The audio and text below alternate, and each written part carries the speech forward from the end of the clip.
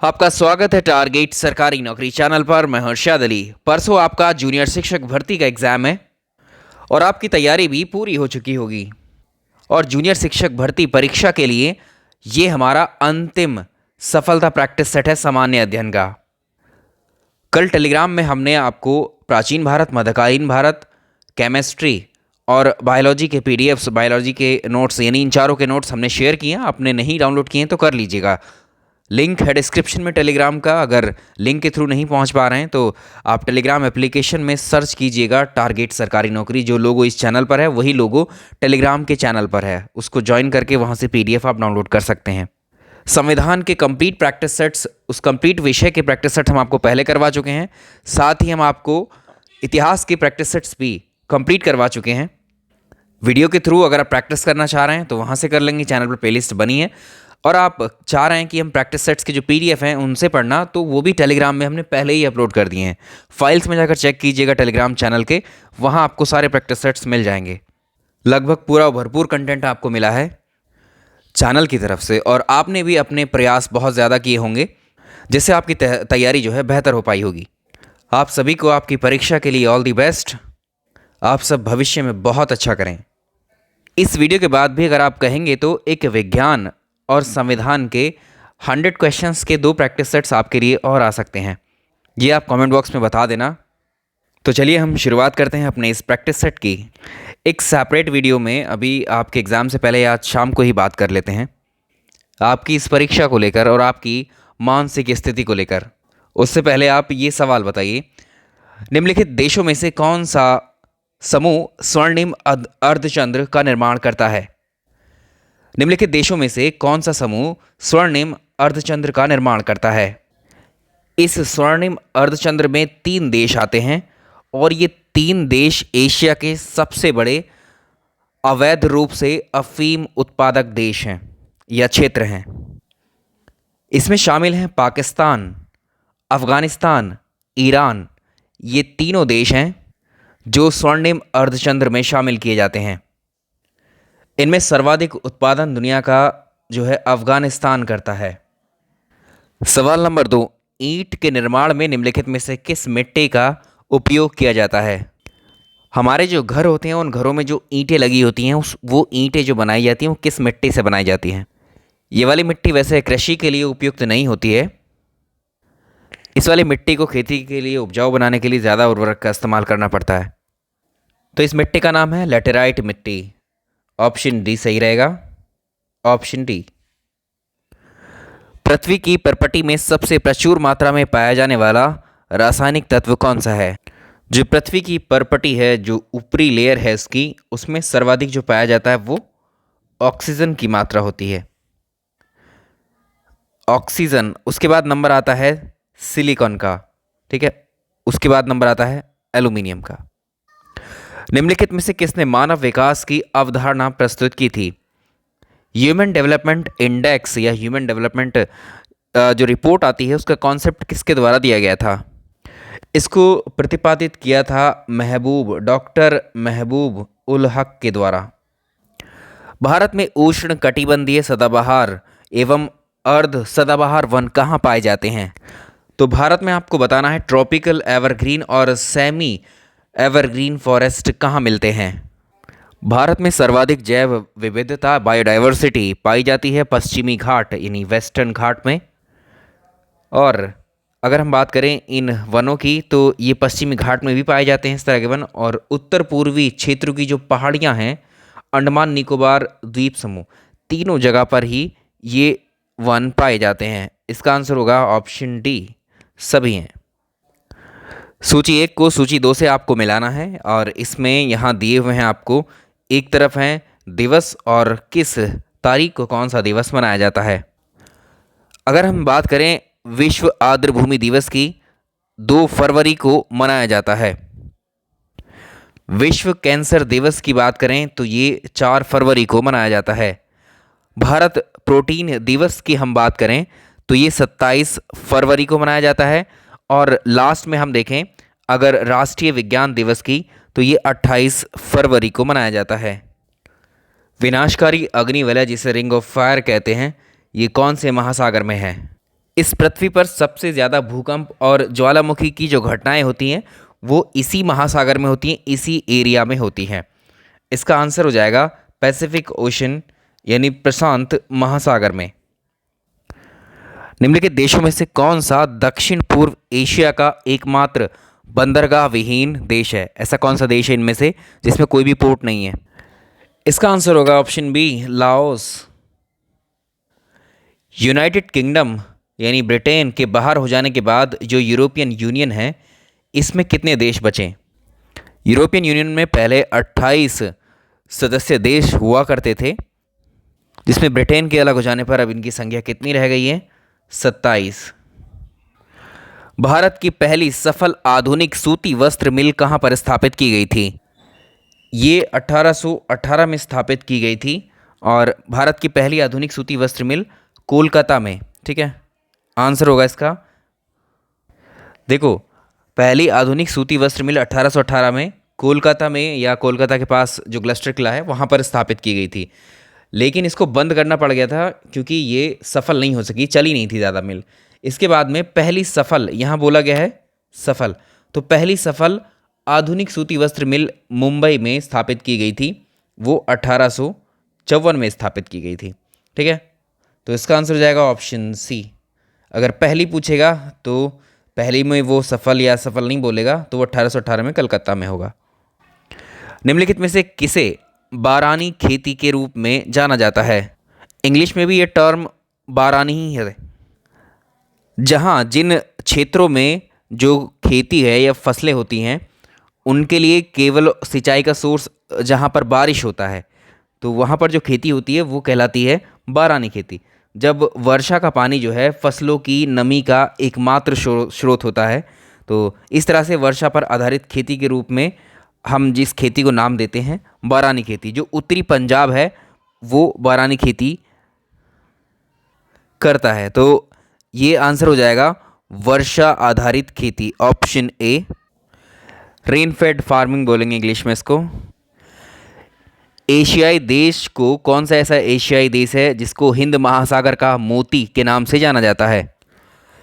हिंद महासागर का मोती के रूप में जाना जाता है श्रीलंका को, ऑप्शन बी।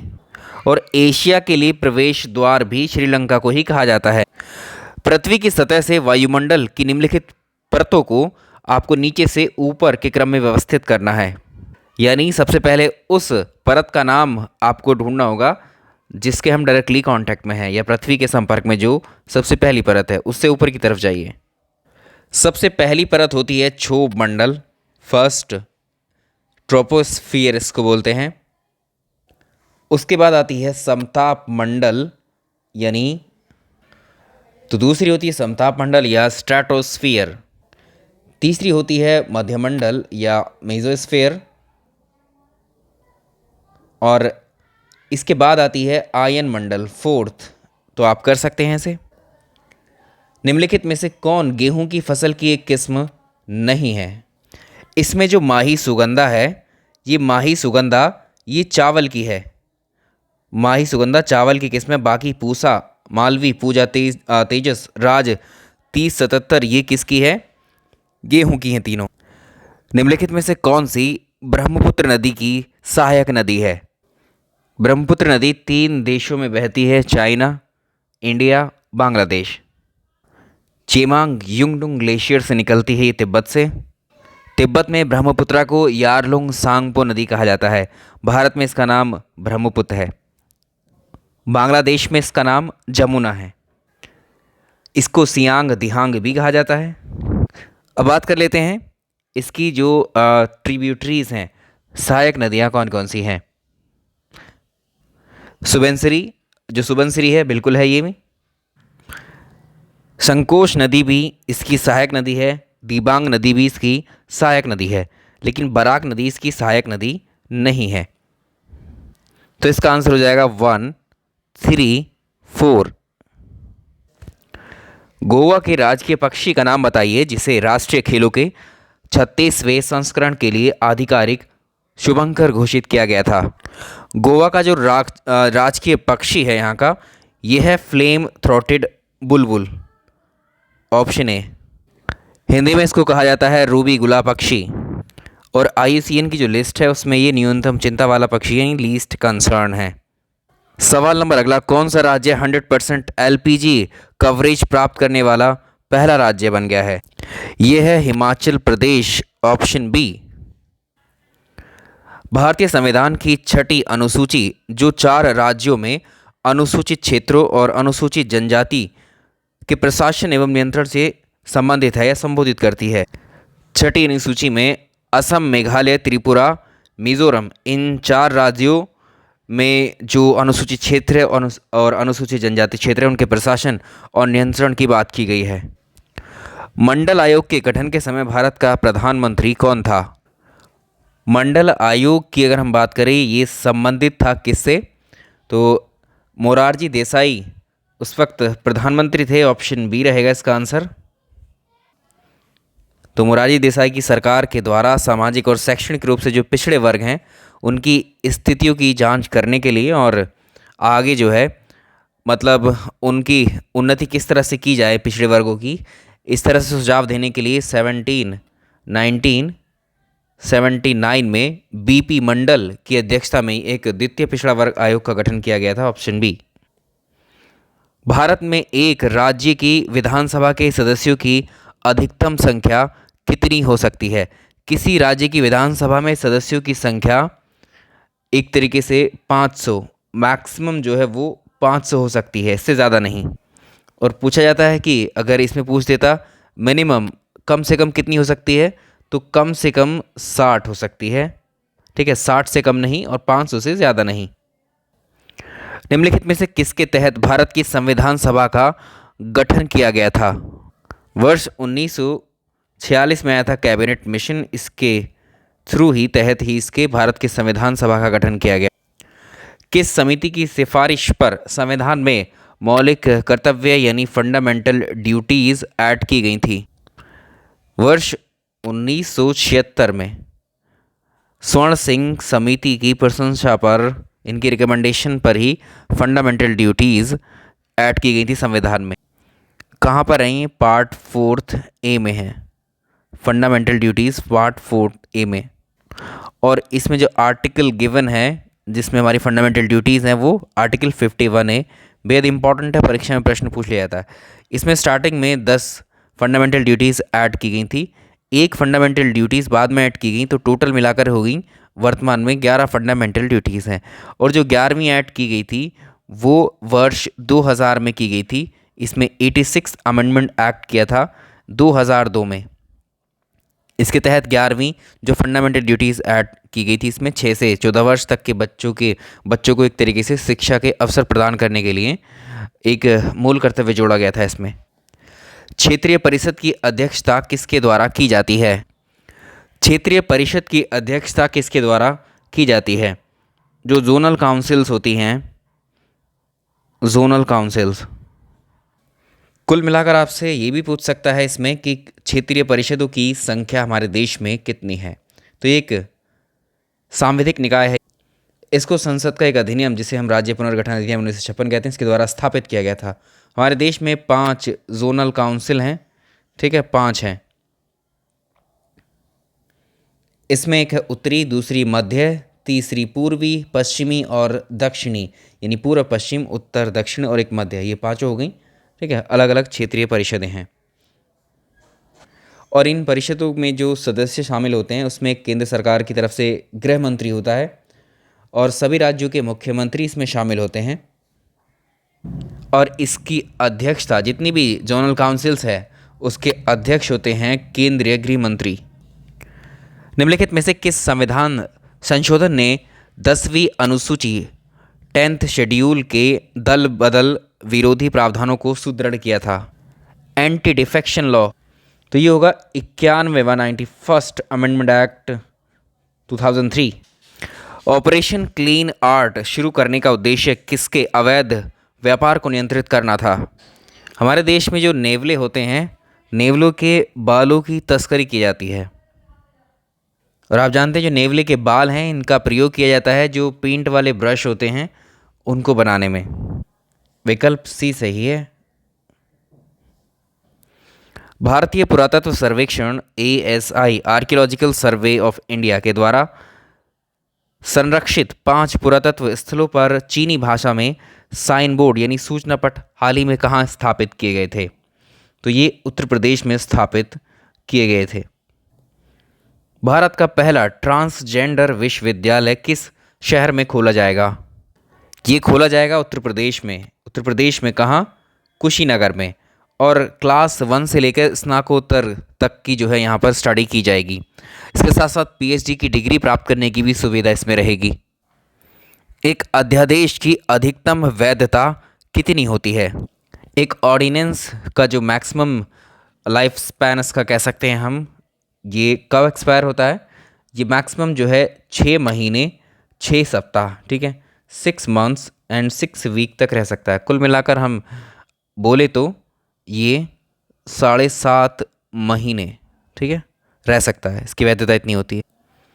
निम्नलिखित में से किन समितियों या आयोगों ने संविधान के अनुच्छेद 263 के अंतर्गत एक स्थायी अंतर्राज्य परिषद की स्थापना की सिफारिश की थी? केंद्र और राज्य संबंधों पर एक सरकारी आयोग का गठन किया गया था वर्ष 1983 से। तो इसे आर्टिकल 263 के तहत इसने एक स्थायी अंतर्राज्य परिषद की स्थापना की प्रस्तुति की थी। तो ऑप्शन ए हो जाएगा, सरकार या कमीशन। प्लास्टिक अपशिष्ट, जो प्लास्टिक वेस्ट होता है, इससे डीजल का उत्पादन करने के लिए भारत का पहला संयंत्र कहाँ स्थापित किया गया है? तो ये है मथुरा में, ऑप्शन बी। 9 दिसंबर 1946 को आयोजित हुई संविधान सभा की पहली बैठक की अध्यक्षता किसके द्वारा की गई थी? 9 दिसंबर को प्रथम बैठक होती है संविधान सभा यानी कॉन्स्टिट्यूएंट असेंबली की, और इसमें जो अध्यक्षता की गई थी वो डॉक्टर सच्चिदानंद सिन्हा के द्वारा की गई थी। निम्नलिखित में से किस संवैधानिक संशोधन द्वारा 6 से 14 वर्ष की आयु के सभी बच्चों के लिए निःशुल्क और अनिवार्य शिक्षा को एक मौलिक अधिकार बनाया गया था? इसको हमने अभी डिस्कस किया था, 86 अमेंडमेंट एक्ट ये था, और ये वर्ष 2002 में आया था। लोकायुक्त प्रणाली का गठन करने वाला भारत का पहला राज्य कौन सा था? उड़ीसा राज्य जो था, उड़ीसा लोकायुक्त विधेयक पारित करने वाला पहला राज्य था। 28 अक्टूबर 1970 को उड़ीसा में लोकपाल और लोकायुक्त अधिनियम 1970 पारित किया गया था, और 1983 में इसका कार्य शुरू कर दिया गया था। इसके साथ एक डिफरेंस को समझना होगा। उड़ीसा में वो लागू तो हो गया था, भारत सरकार के लोकपाल और लोकायुक्त जो अधिनियम 2013 में आया था, उसके अधिनियम होने के पश्चात क्या हुआ, उड़ीसा का जो ये लोकपाल लोकायुक्त अधिनियम 1970 वाला था उसको निरस्त किया गया, और उड़ीसा लोकायुक्त अधिनियम 2015 से लागू किया गया। ठीक, उसके बाद में वर्ष 1971, भाई 1970 में उड़ीसा में पास हुआ था, विधेयक आया था। और इसमें अगर हम बात करें महाराष्ट्र की, तो ये भी 1971 में आया था। तो महाराष्ट्र दूसरा राज्य है जिसने वर्ष 1971 में लोकायुक्त और उप लोकायुक्त अधिनियम पारित किया था, और लेकिन पहला राज्य है जिसने अपने राज्य स्तर पर जो है लोकायुक्त संस्था को क्या किया था, एक तरीके से लागू किया था। तो ऑप्शन सी हो जाएगा। ठीक है, इंट्रोड्यूस पहले यहीं हुआ था, उड़ीसा में ही। लागू कहाँ पर हुआ था? सबसे पहले महाराष्ट्र में हुआ था। ठीक है, कलकत्ता में भारत के उच्चतम न्यायालय सुप्रीम कोर्ट की स्थापना किस अधिनियम के तहत की गई थी? रेगुलेटिंग एक्ट आया था 1773 का। इसके तहत अगले वर्ष 1774 में स्थापना की गई थी कलकत्ता में सुप्रीम कोर्ट की। भारतीय संसद की सबसे बड़ी संसदीय समिति कौन सी होती है? पार्लियामेंट्री कमेटी बतानी है कौन सी सबसे बड़ी होती है। जो प्राक्कलन समिति होती है, ये जो प्राक्कलन समिति है सबसे बड़ी संसदीय समिति होती है। इसको हम बोलते हैं एस्टीमेट कमेटी। ठीक है, ये होती है एस्टीमेट कमेटी। प्रत्येक वर्ष लोकसभा के सदस्यों में से 30 सदस्य निर्वाचित होते हैं इसमें। Option D. लोकसभा अध्यक्ष को उसके पद से हटाया जा सकता है।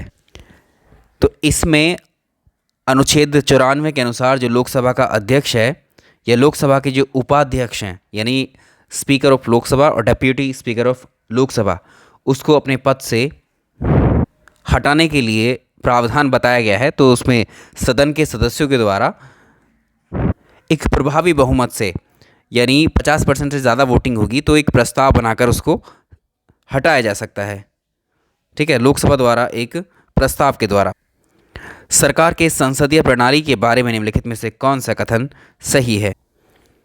जो सरकार की संसदीय प्रणाली है उसके बारे में इसका जो फीचर है, जो कार्यपालिका है वो विधानसभा के प्रति उत्तरदायी होती है। Option B.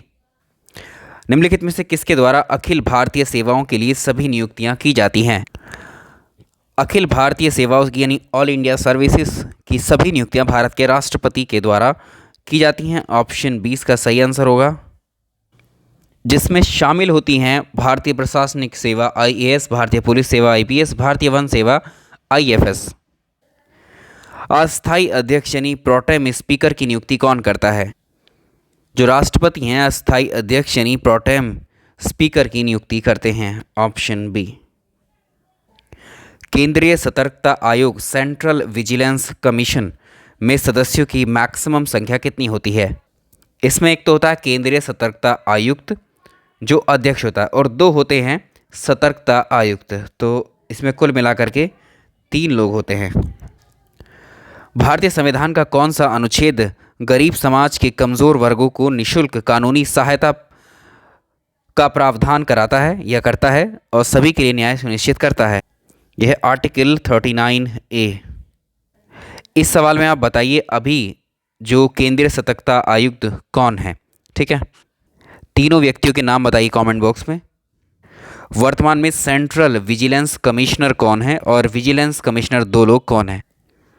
कौन सा देश पुरुष हॉकी विश्व कप 2023 की मेजबानी करेगा? आंसर होगा भारत करेगा। Option A. आज के प्रैक्टिस सेट्स में इतने ही प्रश्नों को रहने देते हैं, तो आप जो है एक बार रिवीजन कर लीजिए अपने अपने विषयों का। तो चलिए मिलते हैं नेक्स्ट वीडियो में। आप कहेंगे तो नेक्स्ट वीडियो जो है वो हो जाएगी आपकी कॉन्स्टिट्यूशन के कुछ 100+ या 100 के आसपास क्वेश्चंस ले लेंगे।